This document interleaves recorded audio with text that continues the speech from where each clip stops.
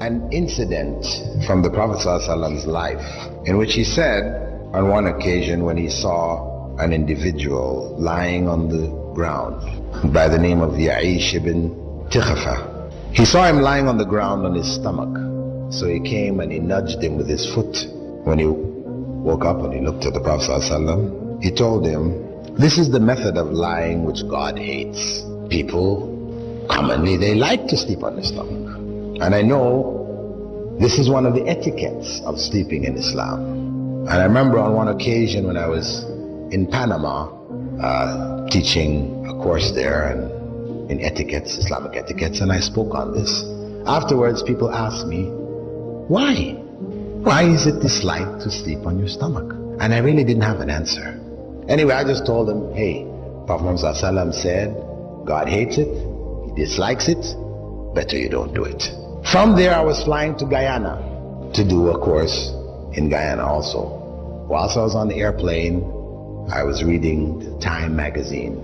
And this Time magazine issue was dedicated to the latest developments in spinal surgery. They were showing the latest medical hardware and how it dealt with the problems of slip discs and crushed discs and the different operations they were doing, and they showed pictures of people's back cut open and and at the end of it all, they had a list of doctors' recommendation to avoid spinal problems. Number one on the list was, don't sleep on your stomach.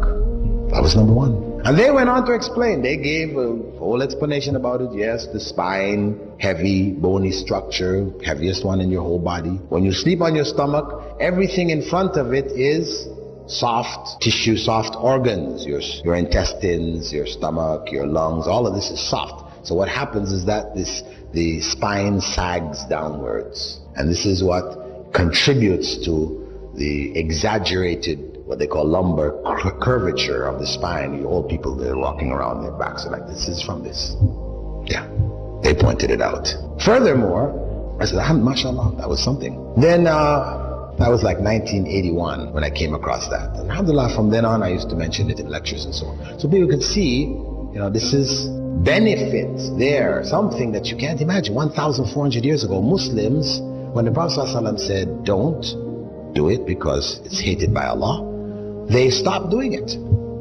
Though they used to like to sleep on the stomach just as we do. And over these 1,400 years, they benefited. All the people who didn't do it were harmed in one way or another. So I said, mashallah. And that's how we should approach the things which Allah has prohibited and disliked. That it's better not to do it. Stay away from it because there's harm in it. Even if we can't see where the harm is.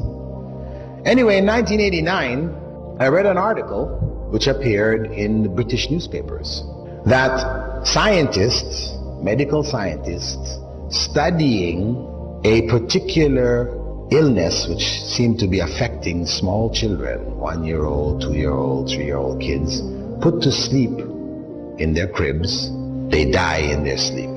They call it crib death or sudden death syndrome, SDS, different names they're given to it. But they didn't know why, what was causing. So medical researchers did some statistical studies. They sent out researchers to people whose children had died, and they gathered up information about what the circumstances of the home was, what type of beds they put them in, what was the temperature of the rooms, all kinds of information. Anything they could think of that was related to the circumstance in which the child went to sleep that might possibly have a common factor, which would then be the danger factor. When they fed this stuff into computers, correlated the results, up popped what? Children being put to sleep on their stomachs.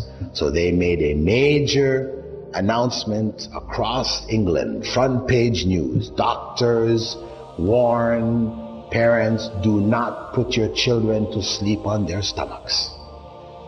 Anyway, the point is that 7 years later, in 1996, the researchers, after making this a standard part of, you could say, the information given to people who just had children, this kind of stuff, hospital information, advising parents don't put your children to sleep on the stomach. and this countrywide campaign to make this known, they found that after 7 years, the rate of cot death had dropped by some 68 or something like this percent. It had dropped drastically.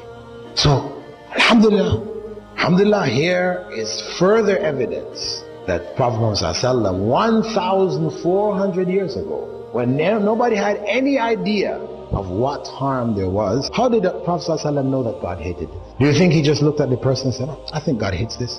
Let me tell him God hates this. No. Obviously, Angel Gabriel came and told him, when he saw the man lying there, he told him that God, Allah hates lying on the stomach. So he passed on that revelation that came to him.